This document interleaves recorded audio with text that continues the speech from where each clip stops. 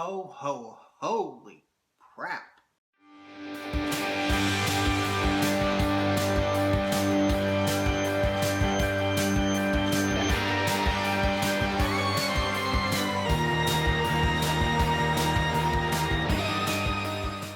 Greetings, geeks and geek girls. It is me. I've got 4 Legacies, the mid-season finale. That was a surprisingly gory Christmas. Spoiler alert, if you guys hadn't seen it, go watch it, then come back and tell me what you think in the comments down below.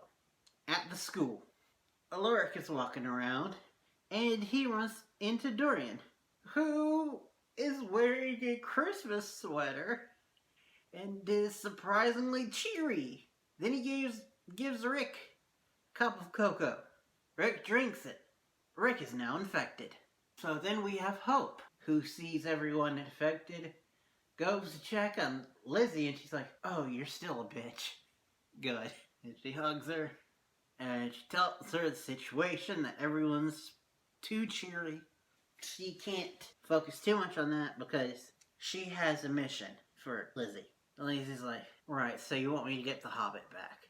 So from here, Lizzie goes to go find Landon and Raf, and then Hope tries to deal with the whole cheery thing. And she does have surprisingly one ally in the situation, Clark. And it's kind of clear that yet again they were maybe setting up, I doubt it given how the episode ended, but they were definitely feeding into the whole Clope fans. So the episode is Clark and Hope trying to figure out why everyone's so cheery. Clark knows that it's the Krampus. Yes, the Krampus. But he can't completely explain everything. Hope pulls a massive, like as she said, nuclear bomb. Even kinda, sorta, for the little fledglings there, spoils that Santa isn't real. Poor Pedro. On one hand, I'm happy to see him back, finally. On the other, it's sad to see him sad. But he's not the only one that's sad to see sad. We'll get there. Hope goes nuclear, and when she does, it manages to wake Rick up. Because Rick is spending Christmas with them. Or Christmas.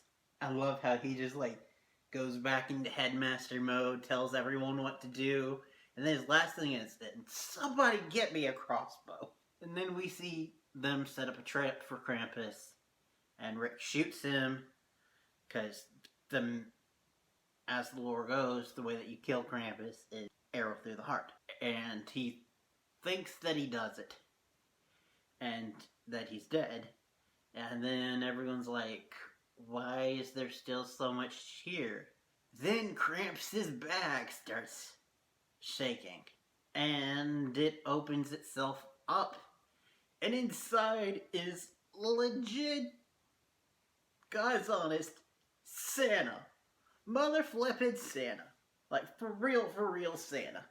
Then we get this awesome, wrestling match with Santa. Santa is surprisingly light on his feet. He's like, "How do you think I deliver all the presents?" Which, that makes me think, is Santa connected to the Speed Force? That would be an interesting fanfic. Or Flash story. Flash writers, if you're listening to this, watching this, by some happen chance, please make this a thing. I think Santa's real in the DC universe? I don't know. I think him and Batman are friends. Anywho's, back to the thing. Krampus isn't dead, though. The cheery stuff is because of Santa, but Krampus isn't dead. And that's because his heart is so small. And Hannah, Santa goes full on Indiana Jones and rips out his heart. Kills Krampus. Santa's a bad-a. Who would have guessed? And then he leaves by, giving Caleb a present, a car that he really wanted.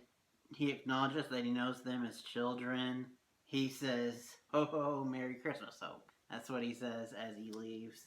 And then also, side note to this story is they were doing the whole ritual of you write in a wish and on a piece of paper and you burn it, and the wish comes true. And of course, Jo, being the awesome Jo that she is, her wish is just to find her dad the perfect gift. And we see Alaric opening it at the end. And it's a nameplate saying Dr. Alaric Saltzman, Headmaster. Yay!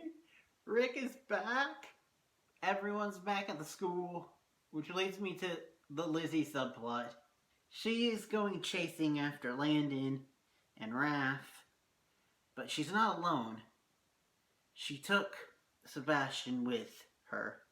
She said as a way to keep her not jolly, but we all know why she did it. And eventually on their journey they go back and forth, but then they end up copulating. And we see a softer side to Sebastian.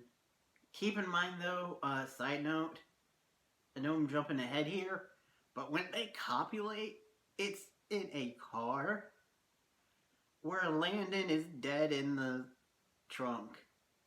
Depending on timeline, could be alive and awake. We also saw that where Raf and Landon were going was not random happenstance. When Raf was a wolf, he had Jo perform forgot what they called it now, finding spell to see his family, to see if they were like someone that could help with the situation. But before he could act on it, Hope came back and turned Raf back good. So now they're going to where the spell took them. And we meet Raf's dad, which I'm glad. That guy needed he needed something. Like whether it be a girl or a dad or something. It's really cool. Also, they added a new aspect to the Vampire Diary universe that I didn't even think about. They addressed something. Werewolves. What happens if a werewolf is in the military? Because, military are forced to kill people. And apparently when you get back home, your werewolfness pre-transformation mimics PTSD. Yeah, so we find out that Raf's mom was a werewolf, and the dad isn't, and the mom's gone, but the dad's there, and they bond, and they reconnect, and it's cute, and I'm glad that guy Raf finally got a win, some kind of win. He needed it. But unfortunately for him, this was all part of Landon's plan. He was going to leave him with his dad while he went off and did his own thing. Josie's like, Hobbit, stop it, or I will drag you back to Mordor myself. And that's where we got the whole Sebastian comes in, kills him, and puts his body in the trunk while he copulates with Lizzie. Landon comes back, and this is where we get to the part that I alluded to before. He mans up and does the right thing, breaks up with Jo, which I'm glad to see that ship is gone, but also sad Josie is sad and hurt. It's the worst kind of Josie behind evil Josie, which thank goodness we didn't get that this season. Knock on wood. And then he comes back to Hope and says all his feelings, that he loves Hope, and they get back together. Then we see Clark in the pit, about to go into the pit, and the Krampus's weapon thing, forgot the official name of it now, a hooded figure comes in, slices off Clark's head as he's about to go into the pit, and we finally get the identity of one of the cloaked figures. It's the Necromancer! I had been missing that dude. Yay! Julie Peck said that the identity of the masked people would be fun, and boy is this fun. So it looks like maybe the Malavorian creatures are unionizing, and maybe worshipping Kai. That'll be interesting. But that's for another day. Thank you guys for watching. Next time, see me will be for High School Musical, the musical of the series. That's it for now. Thank you guys for watching. Until next time, and beyond.